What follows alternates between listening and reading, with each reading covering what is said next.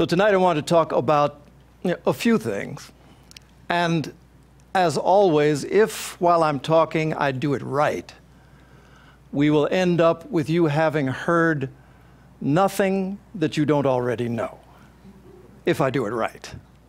Because ideally, the way I view what it is that I have to share, it's less about pouring new information into you than trying to fulfill the role of reminding ourselves of something that we already know at the deepest levels of our being, but somehow we have managed to forget.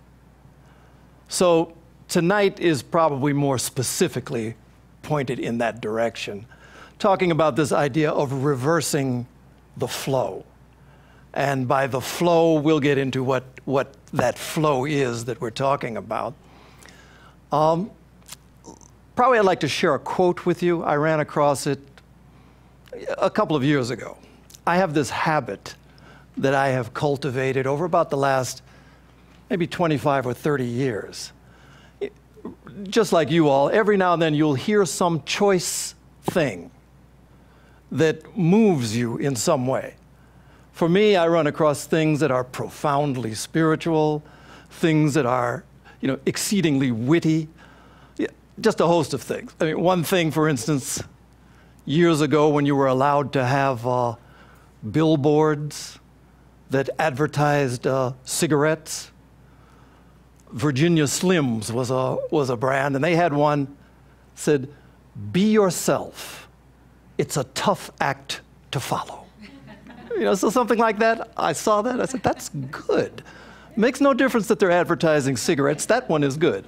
And that one went into my little book. There was a fellow he's a profound teacher. He had one that's not so much of the witty type, but talking about this capacity we have and this habit we have cultivated of judging one another.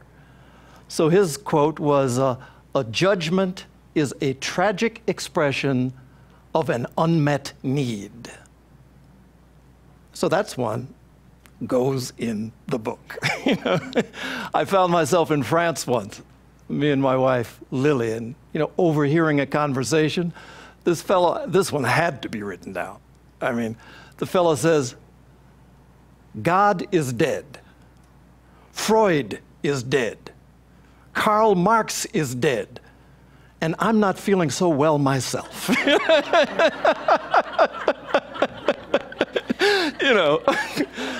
He had a very high opinion of himself.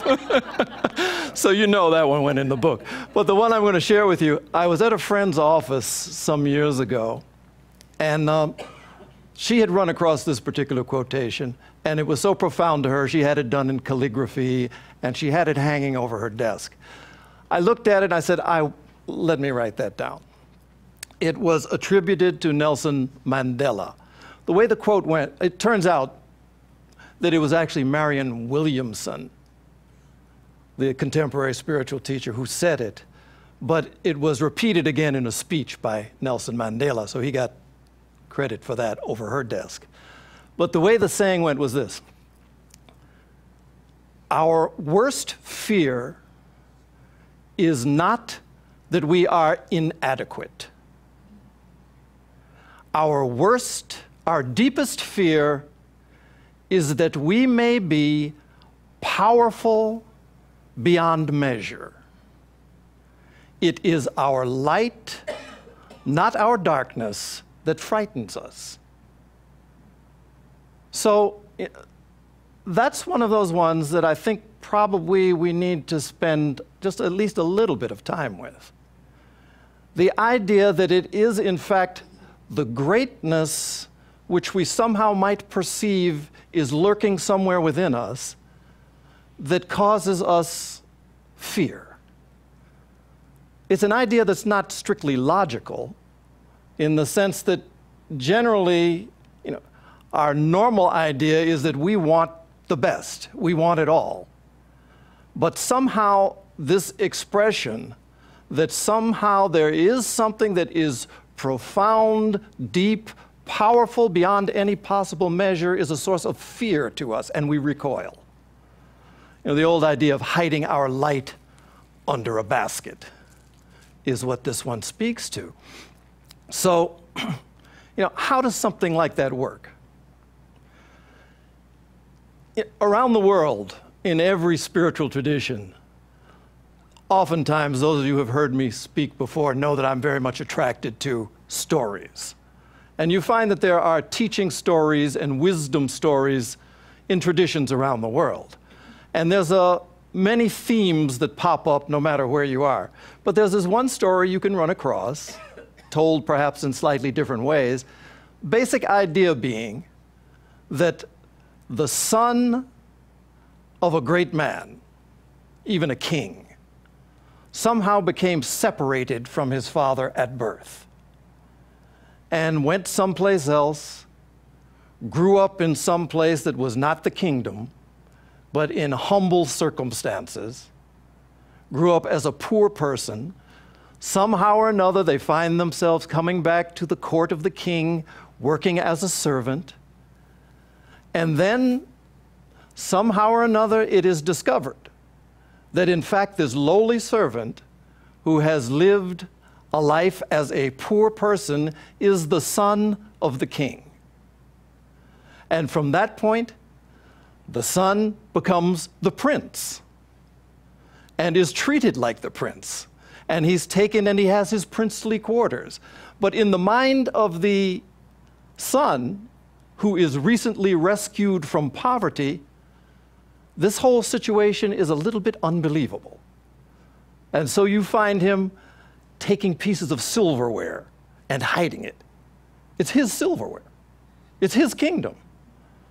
You know, candlesticks made of gold, stuffing them away in his closet, because his association, his entire life, his entire understanding up to that point confirms something to him, which the confirmation is that somehow or another he is of a lowly status, and this little mirage that's happening at the moment will surely end. This bubble's going to burst. And so that's the storyline. And when we've heard it, it's kind of it's kind of an interesting story, but most of these stories are not, they're good things to tell to our kids. But the deeper intent of those people who originally told those stories was to communicate something about the inner life. And so this idea that somehow or another, each and every one of us has this innate royalty of spirit that is within us, but that it frightens us, and we don't believe it. And so you ask yourself, how is it that we arrive at such a point as this? And again, you know, probably it would be helpful for me. A lot of these things become much more clear if we put the small piece into the big perspective. I think what often happens with us is that we find ourselves looking at what we can see, and because what we see is so little, we diminish the universe accordingly. So one of the thoughts that you find, which is one of these fundamental ideas that we need to grasp, if we're ever going to really come to some sort of understanding of this wisdom tradition that theosophy is a part of, is the idea that in nature there are cycles that occur. I mean, we all know that. Every day we wake up, every day we go to sleep. You know, on whatever day it is that we came into this world, when it gets back to that day again, we celebrate happy birthday. You know, there are these cycles, seasonal, many sorts of cycles that we're aware of. But also, from this ageless wisdom perspective, there are grander cycles than this. I mean, you take, for example, what we call a year. 365 days is the time that it takes for the Earth to go from one point, travel around the sun, and arrive back at that same point. And that's what we call a year. The solar system within which we live is one of countless solar systems in this galaxy, the Milky Way. We're sort of out on one of the outer wings, the outer arms of the galaxy. It too circles the center of the galaxy. Now, a galactic year takes a little bit longer than our year. So for this solar system to go around, to cycle around that center, is a period of 200 to 250 million years. That's 1 year in terms of the solar system, a grander cycle. So those are just the observable sorts of cycles that are obvious to us. In the Ageless Wisdom tradition, they talk about cycles of the outbreathing and the inbreathing of universes, that they appear, they have their lifespan, and they disappear much the same way that this body does. So very grand cycles. But the cycle that perhaps is most important to us is this cycle that is often described as the cycle of necessity or the obligatory pilgrimage of the soul.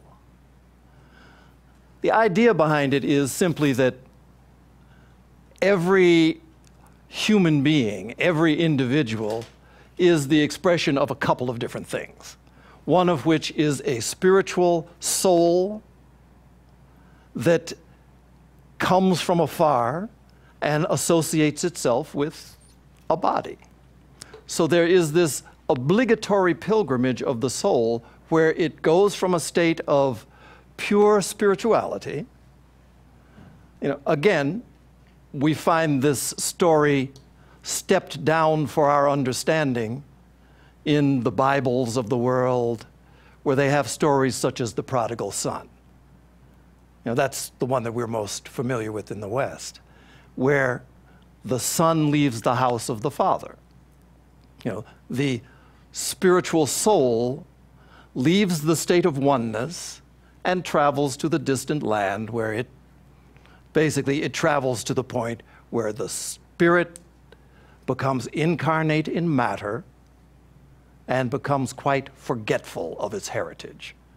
This is the cycle. So, in a sense, it goes from unconscious union with the divine to unconscious association with matter to the next point, which is the one that's the most important one for us, which is to say it goes to the point of the beginnings of self-awareness, the beginnings of self-consciousness. So that's the point where we find ourselves, that basically we are aware that there is a higher potential within us.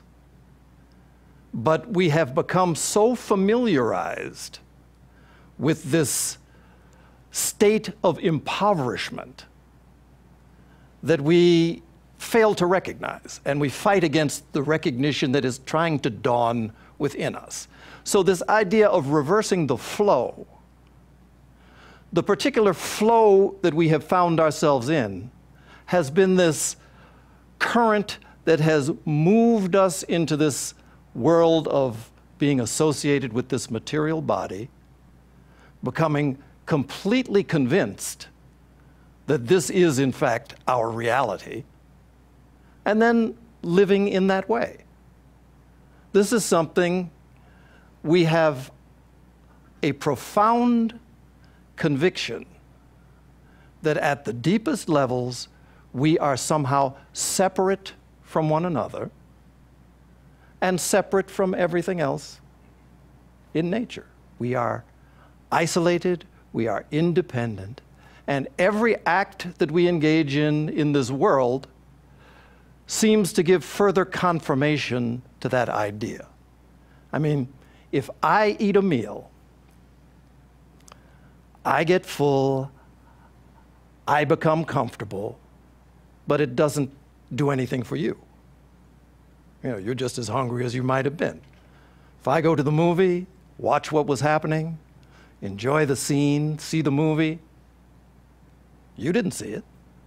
You know, so every single thing that we do seems to confirm this essential state of being separated from one another. I used to use the example, past president of the International Theosophical Society once used this example, that one of the reasons we are so convinced of our separation is that if I tell my hand to move, it moves. If I tell your hand to move, nothing happens. And to me, I said, oh, that's pretty convincing. You know, that makes sense. But let me tell you what happened to me the other day.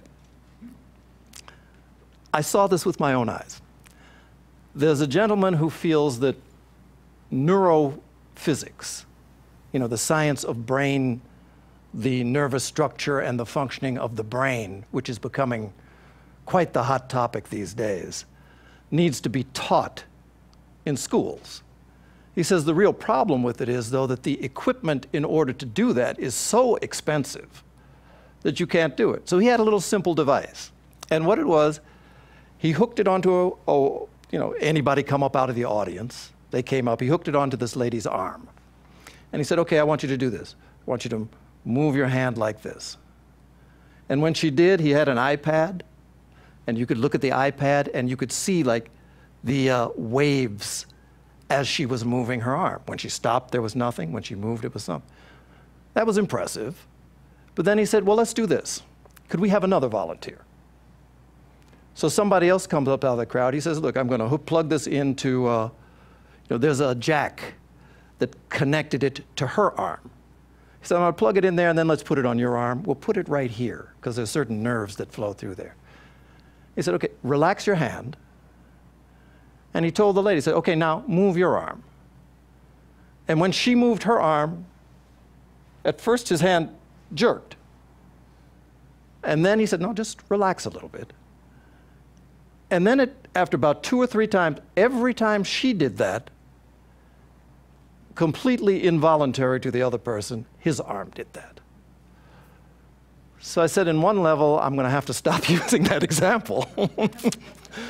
But on another level, it's also sort of a confirmation of the untruth of this idea that we have developed for ourselves.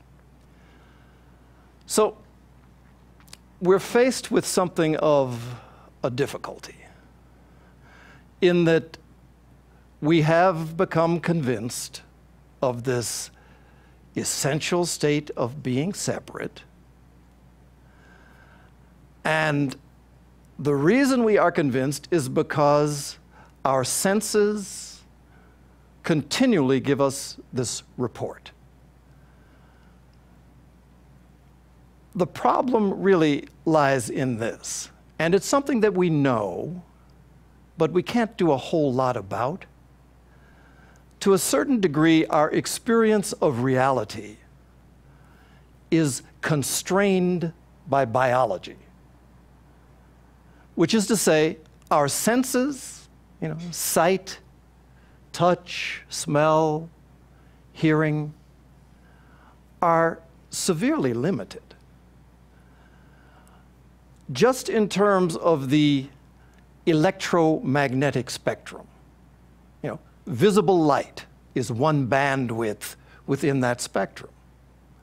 But that spectrum stretches over a large, large area. Everything from low radio waves to gamma waves and everything in between. So the percentage of that spectrum that we are capable of perceiving, the number I heard the other day is 1/10 trillionth of this spectrum is what we perceive. the visible light band and the areas of touch. 1/10 trillionth. There are insects that can see ultraviolet light. We can't. Reptiles can perceive through infrared light. We have no possibility of that. Right now, as we sit here, there are thousands of cell phone calls passing through our bodies. I mean, as we sit here, they're not for you, so your phone's not ringing. Plus, you listen to John. You turn the phone off. But thousands of these things are passing through us, and we have no awareness whatsoever because the band that we can perceive is just this tiny little slice. There's in the world of crime detection,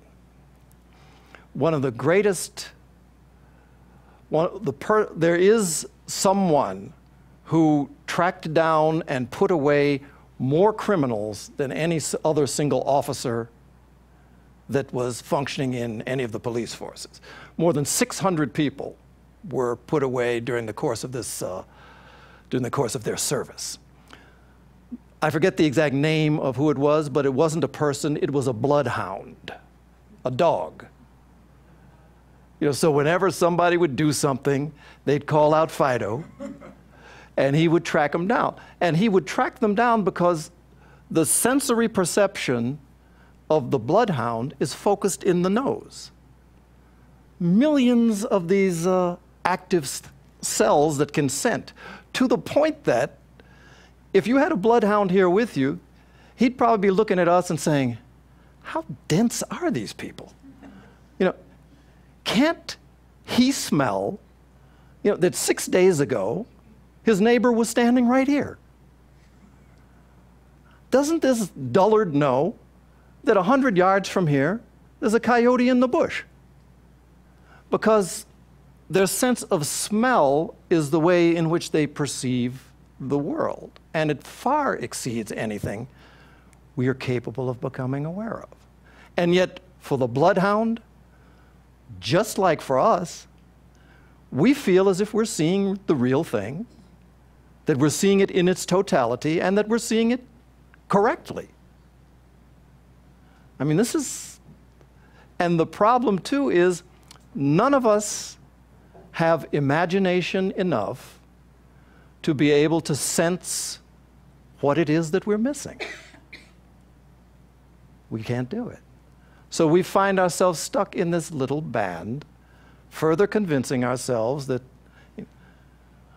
the way St. Paul gave a description of this flow that he was trying to reverse.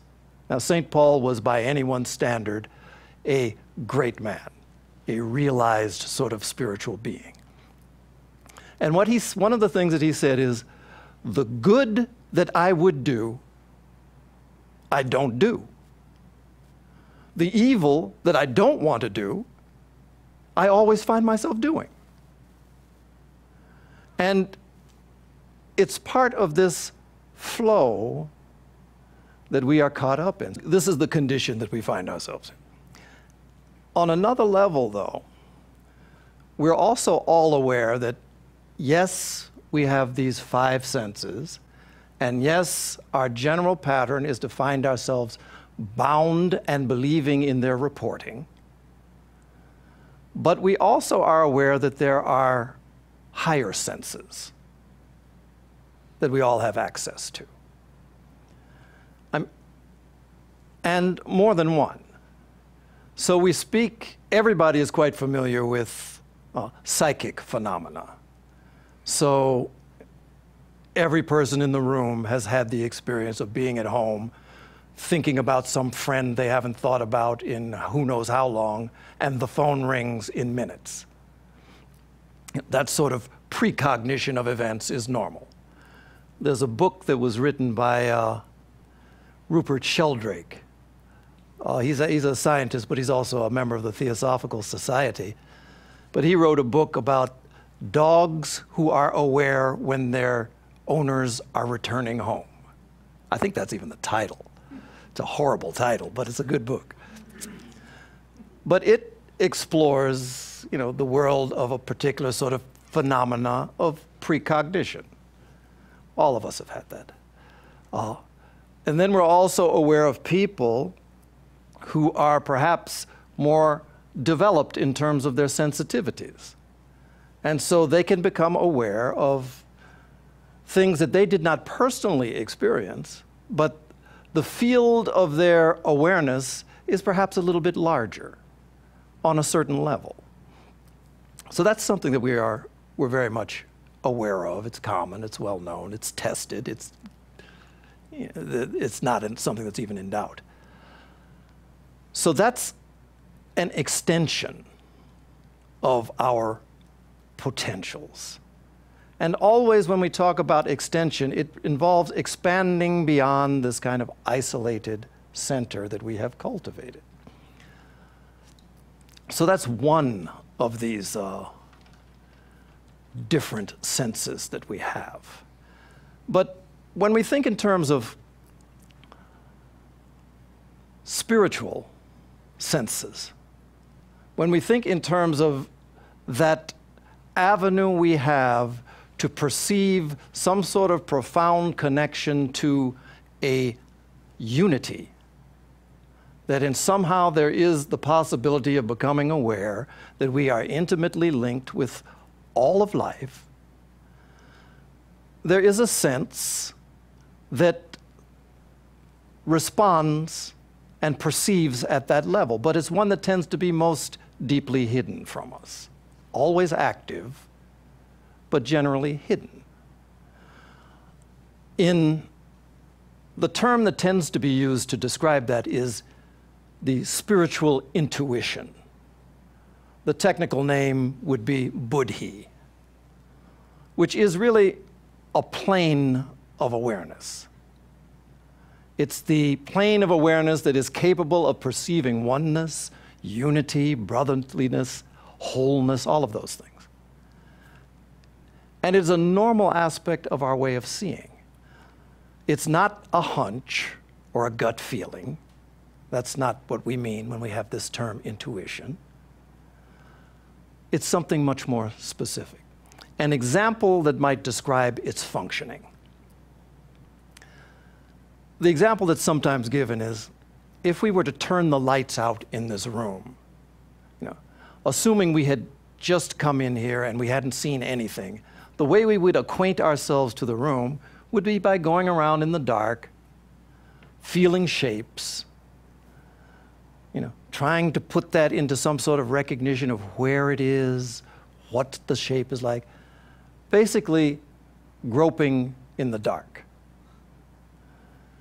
But when we imagine that you turn the light on, when the light comes on, immediately what we perceive is the nature of the totality, the relationships that exist within it.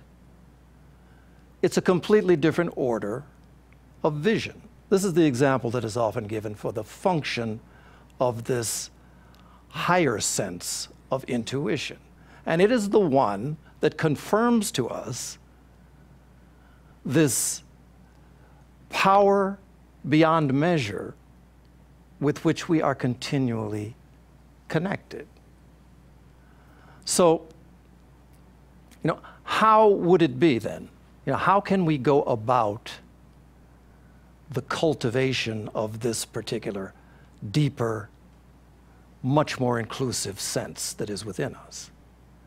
And really this is, when we talk about the spiritual life, this is really the beginning point for anything that has the name of spirituality.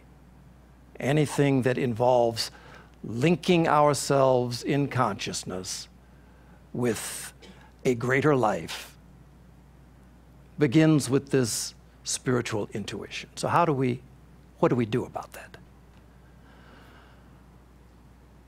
Probably the most important thing, we have certain powers that we are continually using but in a fashion that we're really not that aware. One of those is the power of our attention, probably the most potent tool that we have. How it is that we use it, where it is that we place it, will determine what to us is real, what we see, what we don't see. From time to time, I've used an example in terms of becoming aware of this intuitive voice that's continually operating within us. The example being, if we were to be at a party of some sort, the music's playing, the glasses are tinkling, the conversations are going, and over in the corner of the room, there is a very wise woman out of the center, back in the corner, whispering. Wherever you find yourself in the room, you're not going to hear a word that she says. You're not going to know a thing about it. But she's saying something continually that we need to, that we want to hear. So how do you do that? How do you come under, how do you expose yourself to that continual whispering? Basically, you place yourself near to it. You walk over, you bend down, you listen, and you hear. And then you go back to the party. You hear, you take what you've heard, go back, utilize it, and then come back again. This is the way this functions. So it begins with the use of our attention. Generally, at any given moment, we find our attention caught up in a host of different stories. During the course of our day, there's things that somebody did to us that we didn't like. There's a food that we tasted that we did. There's an appointment that we have that we must rush to. So our attention is continually being divided and continually being focused on things that can keep pulling us out, always out. So we have the capacity to choose. This is an important power, the power to choose. So we can choose what we will place this attention on. One of the greatest ways to really begin to become aware is very simple. You can begin by slowing down. Choose to slow down. The other day I was in downtown Chicago, and it was right during the rush hour time. I was walking on the street, and if you've ever been to Chicago, you know it's a place that moves very fast. And you find yourself moving at the same speed. And without even thinking about it, I found myself caught up in this current. And then I remembered and slowed down. I didn't slow down to the point where I was blocking traffic, or where cars had to dodge me as I'm crossing the street, but slightly, only so much as so that you slow down. And in that process, you reclaim your misplaced attention. Nothing changes as far as anything that anyone else sees, but for you, the change is dramatic and the change is instant. So this is just one simple thing that we can do with our attention. We have tools that we can utilize to focus this attention and to bring ourselves near to this continual whispering of this intuitive voice. There's nothing that we have to develop. It's almost as if we said, how do we develop our intuitive capacity? There's nothing to be developed. It's almost exactly like the light from the sun. If we want to be, if you want to get a tan, if you want to be benefited by the light from the sun. You don't have to make more powerful sunlight. You don't have to alter the rays of the sun.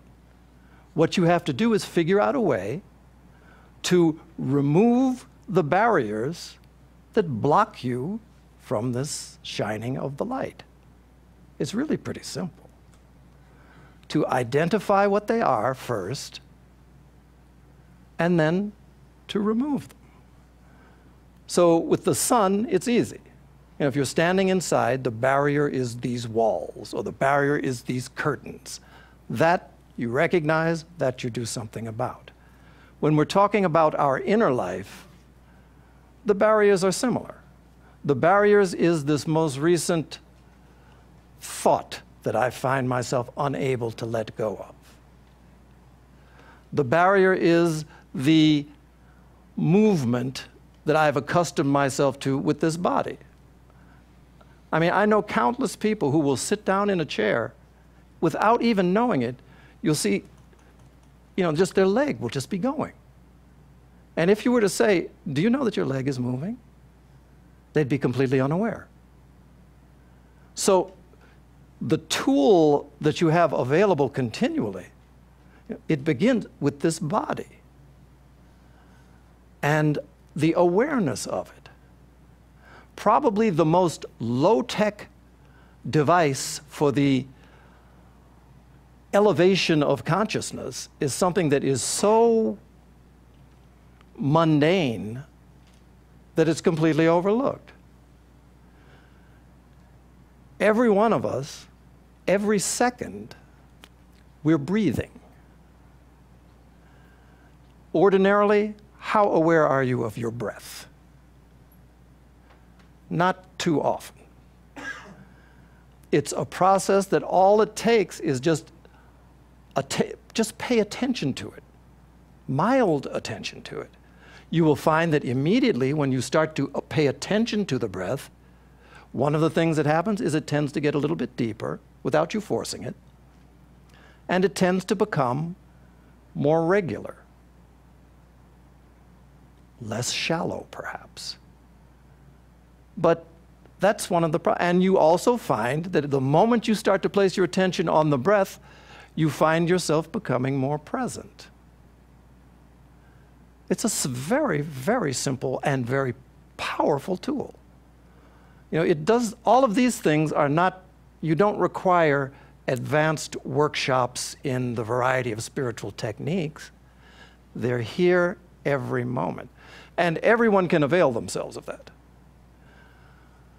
For some, the awareness of this deeper potential is something that becomes really all important in their lives. That really, until we find ourselves living from that perspective, life is somehow, it's got some shadows in it. We find that it's something that might be the feeling of an incompleteness. And so for that sort of person, then there's a level of vigilance that is required, really. Because the idea is that at every given moment, it is possible for us to be available to this intuitive perception, to this sense that we feel as expansion, that we are in some way connected to a much grander life that somehow is living through us, is living as us when we allow for it. And this is another level of possibility. But the idea that I'm putting forward is this. First, we begin by recognizing this flow that we are caught up in, this flow that pushes us into unawareness, this flow that pushes us into the conviction that the way it is that we live a life is by living from the sense that we're separate from one another. You know, the whole idea of survival of the fittest is the rule of the natural world. So long as we're in that sort of mentality, then this deeper potential is unavailable to us. Actually, when you look, survival of the fittest, that applies at the level of the animal world.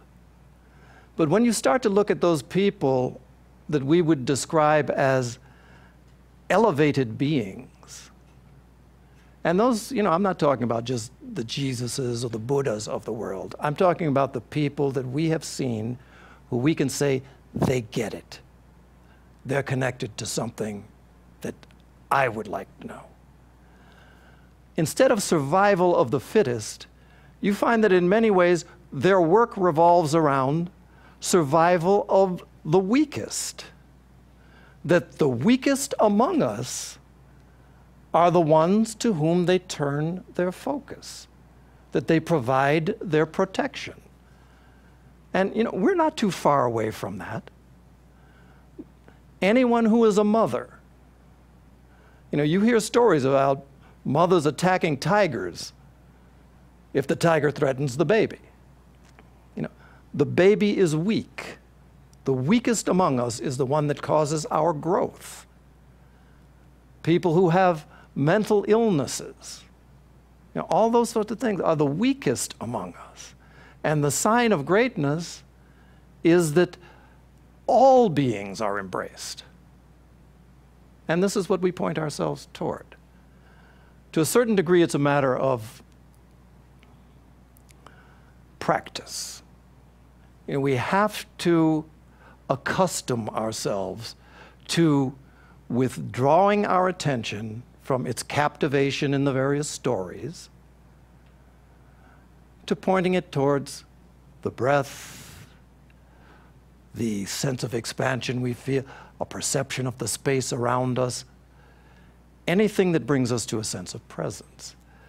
Initially, that's something that takes great effort. Great effort, because we have become so habituated to living in another way. But it takes stupendous effort to ultimately become effortless. And that's where it moves toward. That it becomes the set point, for our living. But initially, it requires this great vigilance. So,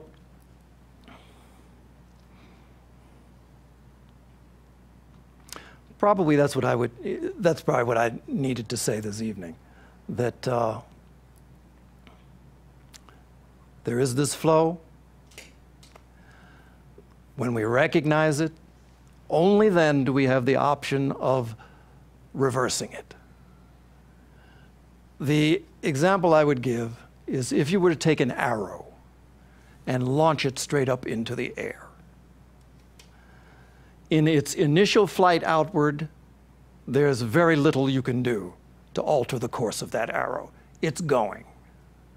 But a point comes where its upward path starts to slow. So a point comes where we have been so deeply involved in this material world, in this way of thinking, in this system of beliefs, but the force behind that movement starts to slow. It can continue to go on until it naturally turns, but once it starts to slow is the point where we have an option.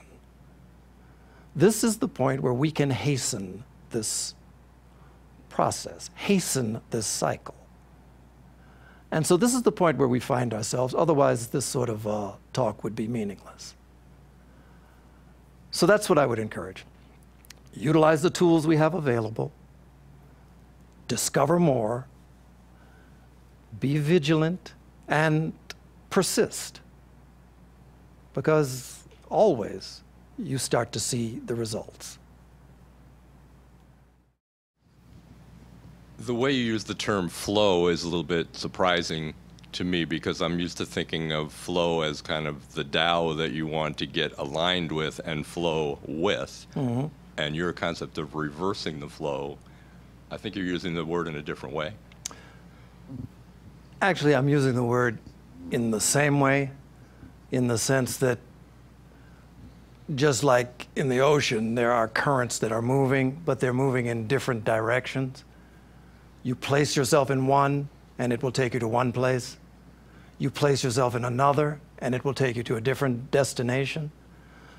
I think generally the way the term tends to be used, contemporary spiritual talk, would be, the flow, which is only upward, only toward the divine. But I think we're very well aware. The reason why I tried to take time was to sketch out this idea that there are other currents that we also find ourselves interacting with. The important point to me always is that when we are aware, we do have choices. That simultaneously with the flowing of this one current, there is a current that flows in a very different direction. And we can opt to place ourselves into that. So that's the idea. Thank you. It's more of a comment on what you said than a question. Sure. That, the world has a lot of stuff coming at us, as you mentioned. And a lot of it has to do with, fixing yourself and, if something's wrong. And then, of course, the world tells you that there's something wrong. But what I like that you brought forward is that it's so simple. It's within ourselves. And anybody can do it. It doesn't cost money. It just takes our time and our conscious awareness. So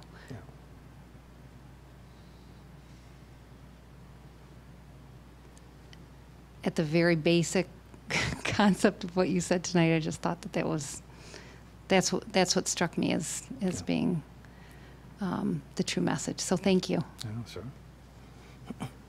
I think it's important to recognize anybody can do it, but nobody can do it until they become aware. In the absence of that, you can sit and cross your legs and say Om, but nothing happens.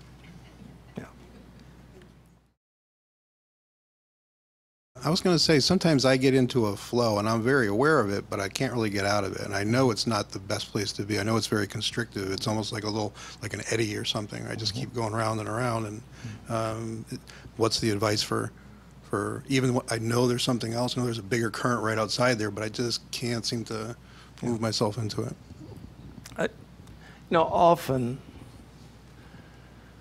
Often we can find ourselves swept up in all kinds of different things, whether it's thoughts or whether it's emotional currents. Very often, when people experience some sort of blow or some sort of crisis or some sort of loss, the ordinary and the natural response is to perhaps grieve if it's a loss of a person or even loss of a job. And so we get caught into that emotional world, which is not necessarily, it's not a bad thing. The problem is only when we cease to be aware. All of us find ourselves living in bodies, all of us. And just by virtue of the fact that we're in this body, certain things are going on. One of them is that from time to time, it gets sick. I don't care how many carrots you eat, it's going to get sick at some point. And you'll feel bad. And when you feel bad, there's nothing wrong with feeling bad. But one of the ideas that I think has some power to it is that when we do find ourselves in those conditions, again, the awareness, the recognition that this passes, that all of these things, whether it's good, whether it's bad, ultimately it comes, ultimately it goes. But that state that abides in the midst of this coming, in the midst of this going, is what we are continually trying to recognize. And that's something that's there whether we're sick, whether we're grieving, whether we're elated with happiness. Always, that's sort of the underlying foundation of all of this. So to the extent that we ever have the experience of rooting ourselves in that, even for a moment, it's never forgotten. And so that's always a touchstone that we have. So we're never completely lost in these things. Tim, you mentioned at the beginning of your talk about a fear of higher awareness. And do you think that's because people might think they might fail at achieving it, so why try? Or do they fear it doesn't even exist, so why try? Yeah. I mean, it's probably some of both. But I think it's also that if we were to ever buy into it, if we were to buy into the idea that we are in somehow great beyond measure, it would necessarily require significant changes in our normal behavior. And that's something that we resist. We resist that. I know people who go to the doctor and they say, look, if you don't stop this particular habit, you're going to be very sick. You've got to stop smoking. And they can't do it.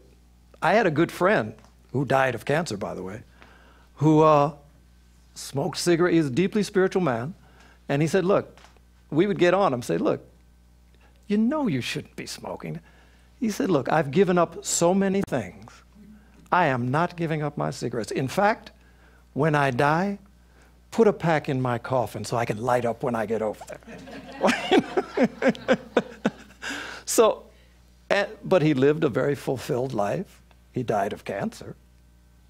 But these sorts of, if these things are true about our deep inner nature, then for us to be behaving in the ways that we do, which is to say, feeling as if we're living in this world in conflict with others, feeling as if the role of things is to attract and amass for ourselves, if that's the pattern we have set up, then those are the very things that have to change.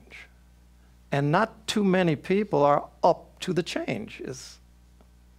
They've heard this message over and over again.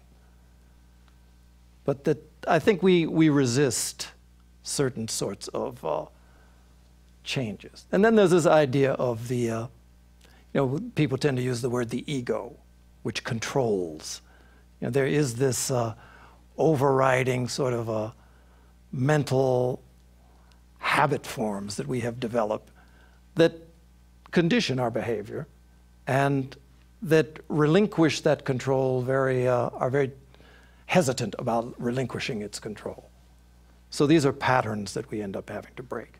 It's almost as if, we talk about the ego and we talk about these patterns, but they have become so cultivated that it's almost as if it's a separate life form that finds itself attached to us.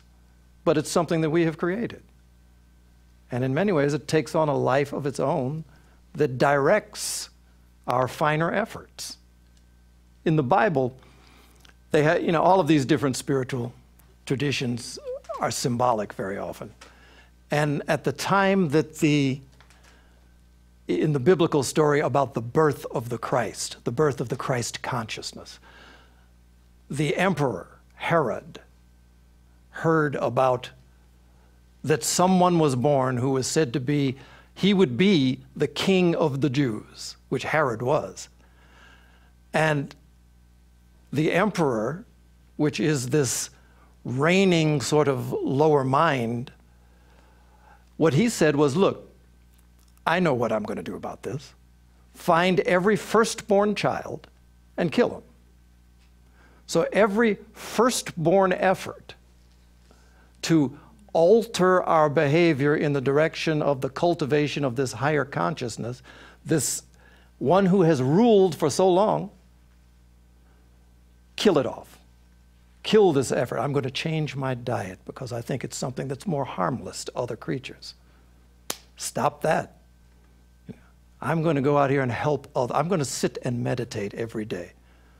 Don't you know you've got things you have to do? Did you call Mary?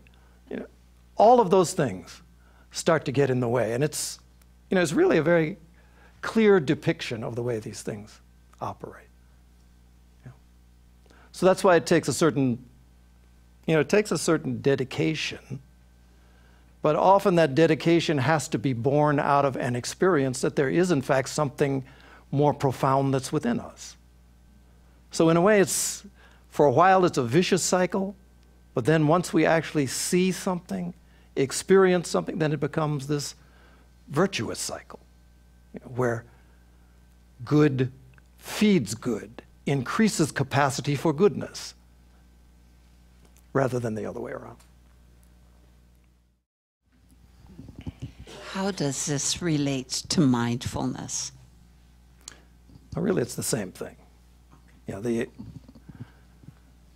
To the extent that we are not mindful, that we are not aware, of the various levels that we function on, the easiest one to focus on often is the body, to feel what the body feels. I know people who walk around and someone will have to tell them that they have, a sore on their leg or something, because they don't pay attention, they're not aware.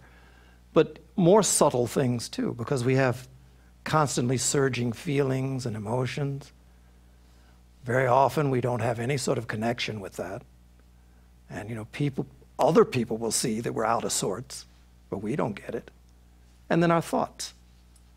These are the main areas where we have that are so active and we are not mindful of. To the extent that we become mindful, just by turning our attention toward them, they quiet,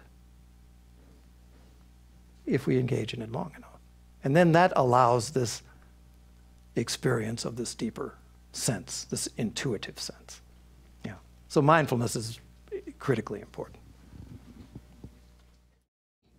Early in what you said, you referred to the cycles of solar system and the galaxy, and an idea that I find myself returning to is the vastness of time and of space. And it seems like on a certain level we're like biologically handicapped from fully appreciating those kind of truly awesome ideas.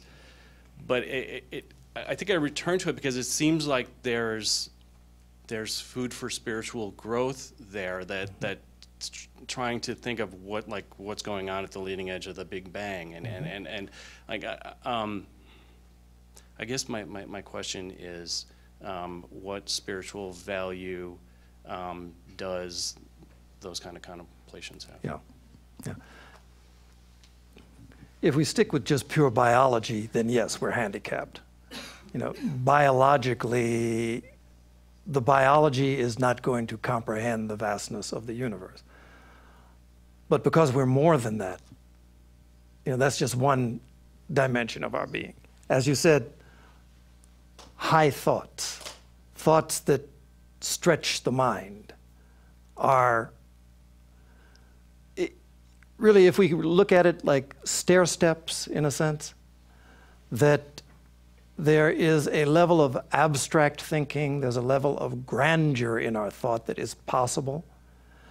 And we are capable of taking this thought to such a level that it becomes quite refined, that it really starts to border on that which, the next step beyond that is something that moves beyond mere thought.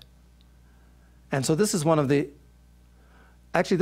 yoga systems that is developed. We talk about jnana yoga, the yoga of knowledge, where this cultivation of the mind and this ladder-like approach to thinking ever more and more rarefied thoughts is part of that approach. So any one of the particular vehicles that we inhabit, we can reach this exalted state. Hatha yoga moves toward that. But this is a particular approach where we come to the experience of the divine or the limitless through utilizing the mind and cultivating the mind. Because ultimately what happens, if we think long enough and if we think deep enough about vast sorts of thoughts, it reaches a point where the mind no longer has the capacity to reach, to grab, to pull anything else in, and it becomes still. You know, the mind, in a sense, exceeds itself. And at that point, if we have engaged in this practice and are capable of sitting still, it's at that point that deeper realizations, this intuitive shining that I was talking about, where the light of the intuition shines upon the still surface of the mind. And at that point, these are the sorts of things where people like Einstein and others had profound scientific revelations. So it's a genuine practice of that particular avenue. It's interesting, too, because one of the things that tends to be, if you're a scientist today, and if you want to be a working scientist, you had better not be studying consciousness, because it's regarded as sort of pseudoscientific and all that. And yet you look at the great breakthroughs in science that have occurred through dreams, through visions. Albert Einstein, he made no bones about it. He had a dream when he was a man about 20 years old of riding on a sled. And he was going on a sled down a hill. And as he was going, the sled just kept picking up speed until he felt like it reached the speed of light. And he said, as it reached this very fast speed, he looked up at the stars. And he said the stars were giving a light, were refracting light in a way that he had never seen. And he said that his entire scientific career was a meditation on that dream.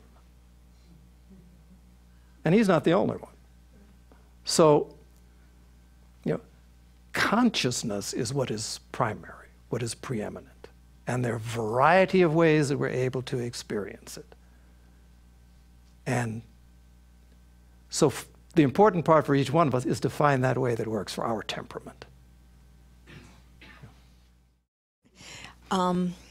Does awareness give way to knowing, or does knowing give way to awareness?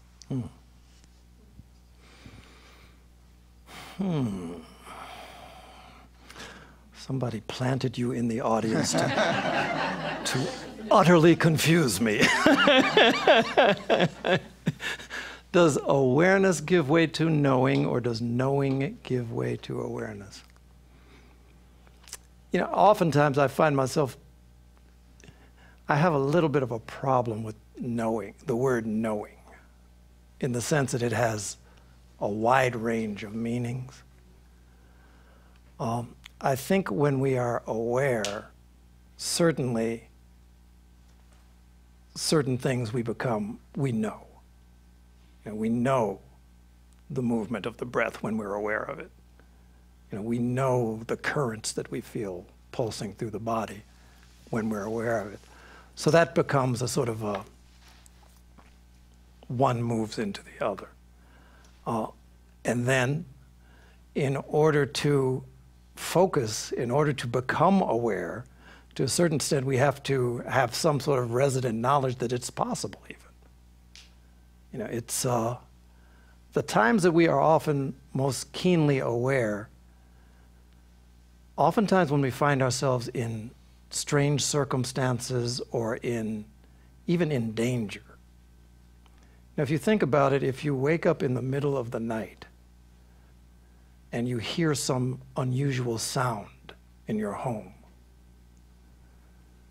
there is that, your ear becomes so heightened and your hearing becomes so heightened, and you can hear a bug crawling across the floor when you're in that heightened state. It's not a function of any sort of conscious knowledge. It's, at that point, it is the reflex. To a certain degree, we utilize knowledge in order to cultivate this sort of reflex within us. So the two, it's hard to separate the two. I think that's what makes the question a little bit difficult. Yeah, but it's a good question. I just wanted to say that you've centered on the mind throughout this whole, but haven't said anything about love and the heart. And I always think of all of this sort of spiritual stuff as being all one. How can you have one without the other? Yeah, no, that's a very good question. Probably I could say that I focused on the mind. It's, to me, and probably I should, this is a good thing because I should not take that for granted. I think very often we have this kind of way of dividing. The mind is something that really is it's an all-encompassing instrument. When, the definition of what is a human being is highest spirit, lowest matter, linked by mind. And so you end up with these quotations and scriptural references like, as a man thinks in his heart, so is he. Thinking in the heart. Ultimately, the heart is the organ of spiritual perception. But even that's not necessarily the physical heart. Just like the mind is certainly not merely the brain. Both of them, their functioning is required in order for this kind of complete comprehension. So, yeah, the heart awareness is something that is central to the spiritual mind. There is no awareness of unity in the absence of love. There is no possible experience of unity in the absence of compassion. That's just, like there is no possibility of coming down to earth without gravity. They're all so intimately interwoven.